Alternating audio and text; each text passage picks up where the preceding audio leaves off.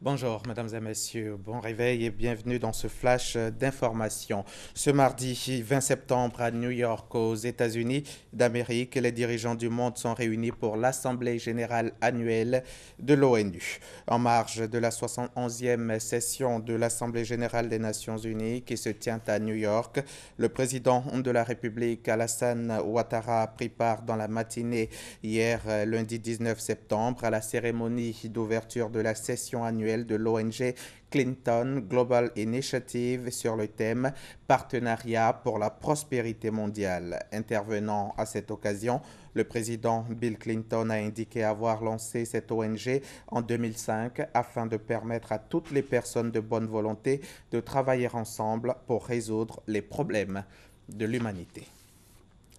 Ici en Côte d'Ivoire, le Premier ministre Daniel Kablan-Duncan a présidé hier lundi l'atelier gouvernemental de validation de l'agenda 2017 Focus Doing Business 2018. Il s'est agi de dégager de nouvelles priorités en vue d'améliorer le climat des affaires en Côte d'Ivoire. 58 réformes ont fait l'objet de discussions et les secteurs prioritaires restent les TIC. Nous y reviendrons à 13 heures.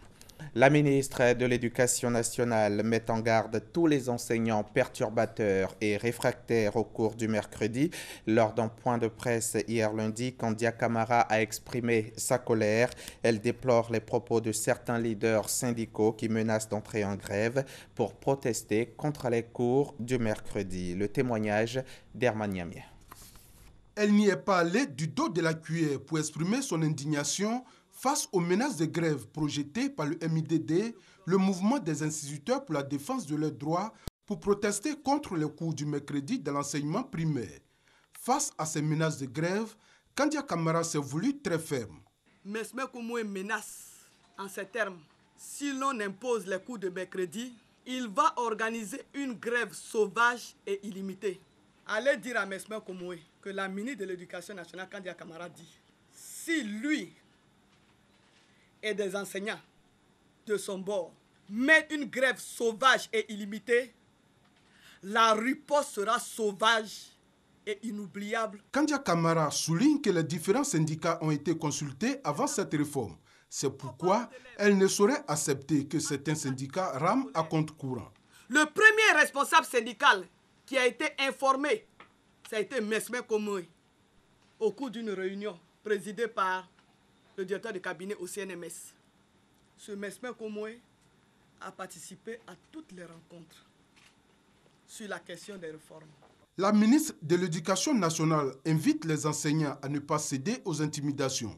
Selon elle, toutes les dispositions sont prises pour assurer leur sécurité. Sachez que le premier vol retour des pèlerins ivoiriens à Abidjan est attendu ce mardi 20 septembre 2016. Tout un symbole au Mali, 4 ans après sa destruction par des djihadistes. Une porte d'une mosquée de Tombouctou a été officiellement réinstallée hier, lundi 19 septembre.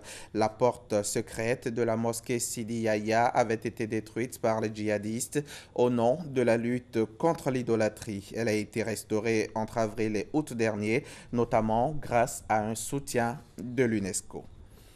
Et puis quelques heures avant de prononcer le dernier discours de son mandat devant l'Assemblée générale de l'ONU, François Hollande a reçu les honneurs d'une fondation américaine à New York. Il a été désigné homme d'État mondial de l'année 2016. Voilà, fin de ce flash. On se retrouve à 13 h pour le point complet de l'actualité.